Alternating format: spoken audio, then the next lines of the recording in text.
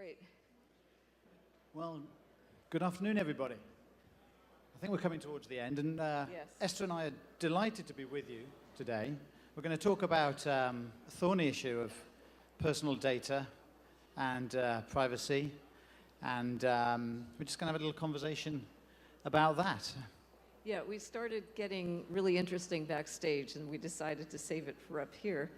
So why don't you just say who you are, I'll say who I am, and then we can start disagreeing constructively. I look forward to that, Esther. So I'm Simon Talling-Smith. I work for a company called TravelZoo, where I'm president of our products and emerging businesses. TravelZoo is a global internet media publishing business. We publish the world's best offers and deals in the travel and lifestyle space to 26 million of our customers. On whom you have lots of data, I assume. Which we treat very carefully. Right. So I'm Esther Dyson, and I guess Brian is not going to show up, even though his picture's here. Long ago, I was chairman of the Electronic Frontier Foundation. People think I'm a, quote, privacy advocate, but actually I'm a control of your own data advocate, along with transparency. You know, it's fine with me if you do things as long as I know what you're doing and I have the chance to say no. But I'm also on the board of WPP Group, and I've observed over the years that many times advertisers don't tell you what they're doing with your data. And to me, that's the big problem. I think the ad industry and marketers are making a big mistake by trying to hide what it is they're doing, because in the long run, consumers get surprised and upset. Yeah, actually, you know, I'm going to start off by agreeing with you, Esther, because I think one of the things that has made TravelZoo successful in its space, and the reason we've got such a large consumer base that's so active and have been with us for so long, is that we trade with them on trust. And we've been very, very careful. We have never, ever copied, circulated, sold on, repeated email lists, for example. We wouldn't do that, and we build up a trusting relationship with those clients. Okay. What about at British Airways, where you used to work? Yeah, British Airways was a really interesting one. And, you know, I think what was particularly interesting to me there was what we were trying to do at British Airways was use the data we held on our customers to improve their travel experience. So it was less about how we market to them and more about what their experience is like. And that's really hard because, of course, you've got, you know, in an airline environment, airlines were pioneers of the loyalty programs, of course, and they've got tons and tons of data.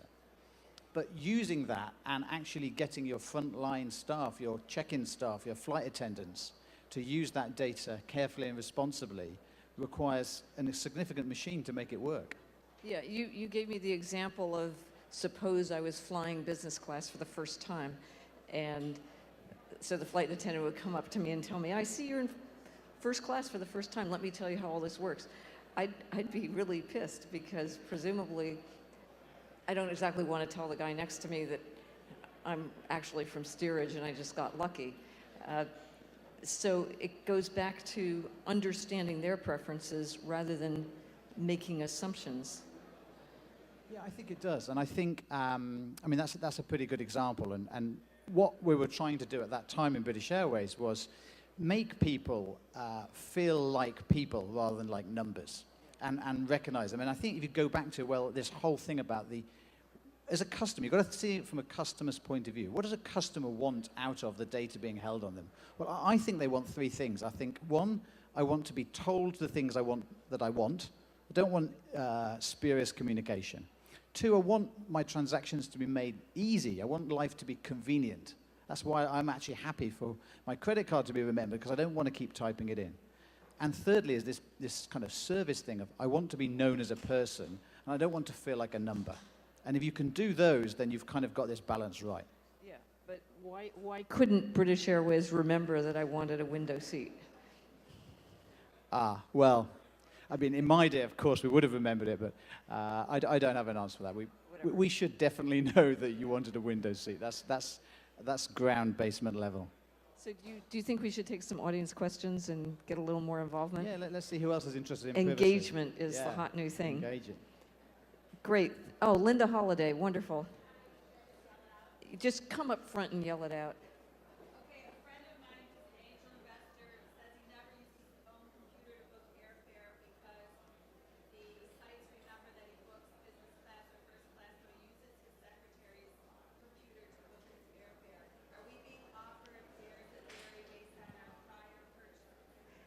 You can answer that. Oh, But you have thank to repeat it Yeah, first. yeah. So the question, I think, is using the example of buying airfares.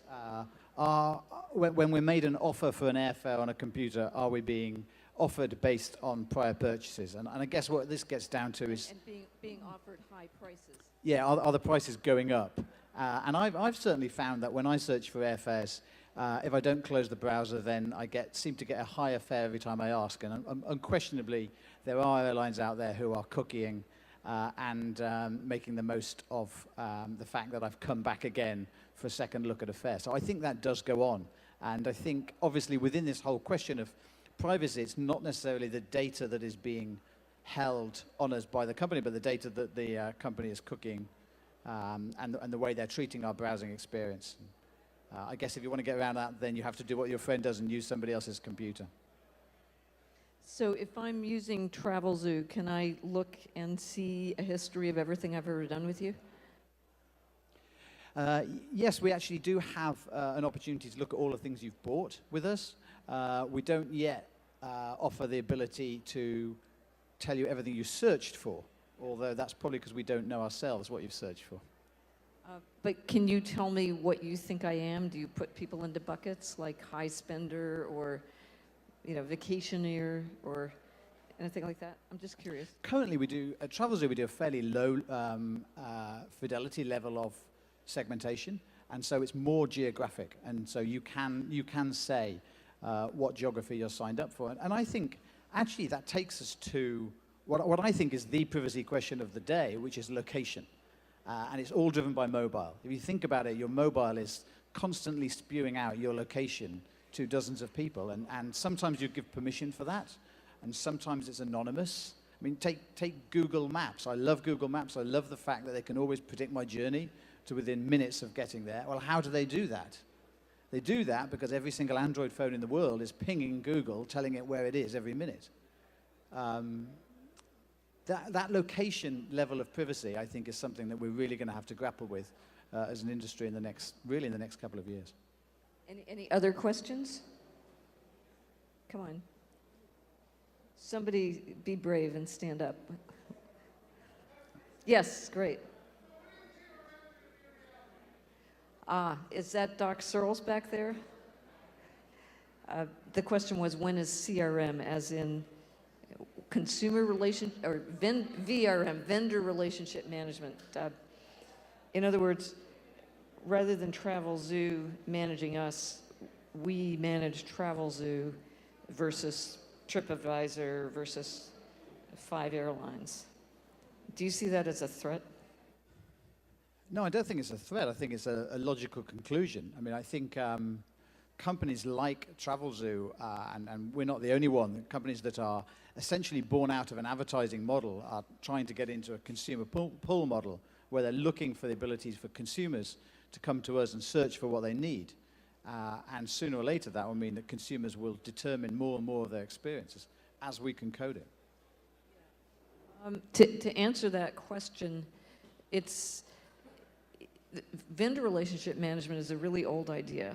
And, in theory, it should be so easy. The problem is all these companies have their own, everything, APIs, whatever. And there have been a bunch of startups, including Seth Goldstein had one. There were some of them I invested in. None of them has been successful. I'm now newly on the board of personal.com, which isn't yet focused on vendors. But the problem with them economically is they work only when the user has an explicit demand or some kind of persistent demand. And the whole point of advertising is to try to sell you stuff you didn't really think you wanted. At the same time, I'd like to buy a belt. I'm too busy to buy one if it showed up. The whole data world needs to get much better, or you're going to miss a lot of latent demand. Yet at the same time, it's going to get rid of half the advertising that's not effective. And so if you have really good vendor relationship management, all these companies buying advertising will actually be able to get it much cheaper because it will be much more effective. Yeah, I mean, I think this for me enters into a really, really interesting question about predictability and surprise. And if you think about it, you know, we've kind of slowly but surely engineering our way into this world in which customers and vendors try to sort of second guess each other, and vendors try to guess what customers want, and also allow customers various ways to filter. And let's face it, the filters are not exactly finely tuned. They're very, they're not granular at all. They're very basic filters that we get to play with. And I think the problem out of that is that if we're not careful, the relatively unsophisticated way that we can model what customers want and the relatively unsophisticated ways that we give them to say what they want mean that we end up pigeonholing people. And we lose from that the element of surprise. And that's actually where Travelzoo makes all its money, by offering you something. You know, you didn't necessarily know you wanted to go to Hawaii, but we said, would you like to go to Hawaii for 5 nights in the Four Seasons for less than $1,000? And you think, wow, I'm now going to Hawaii. How do we cope with that? The issue is not that there's not a rich way to express what I want. It's that the companies aren't very good at hearing that. And so there are now some interesting startups that are looking at Twitter and Facebook and places like that. And Google was a real winner because they found everybody who was searching for stuff that was commercial and served ads. And now, you know, sometimes I'll type in, for example, Doug Rushkoff, and I'll get an ad saying, buy Doug Rushkoff on eBay, which would be a really nice deal, depending on how much they charge. But that, you know, that has now been exploited and is getting relatively efficient. The new one is I go onto Twitter and say, I'm looking for a black leather belt. And they capture that and then send it to 89 different merchants who can now bid on my business. That hasn't happened yet, but I think it's going to be big, because if I really want a black leather belt, I'm a really, really good customer. You don't need to predict it. You're actually just, you need to hear it. And so if I were in the ad business, I'd focus on that kind of business rather than putting people into buckets of what they might or might not like. Yeah, I mean, I think that whole issue of trying to infer what people might like from, for example, their social data, and there's lots of providers doing that now. Are you using any of that? No, we're only using social information to almost repost it. So sorry, your mic isn't. When people are talking in their social feeds, for example, their Facebook feeds about what they like, they're talking to their friends, then we often pick that up and repost it if it's relevant to one of our deals. So if someone is commenting on a particular deal, then we will repost that. So we're almost just effectively sharing.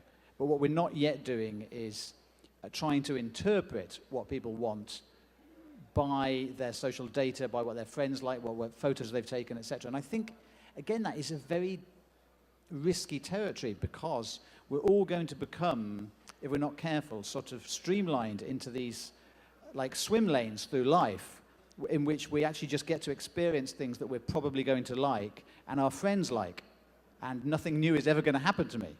And I'm not sure how we break out of that. Okay, so you're actually performing a social service by telling me that in addition to Istanbul, I might want to go to Athens or something. Right, and we don't even charge you. It's a free social service.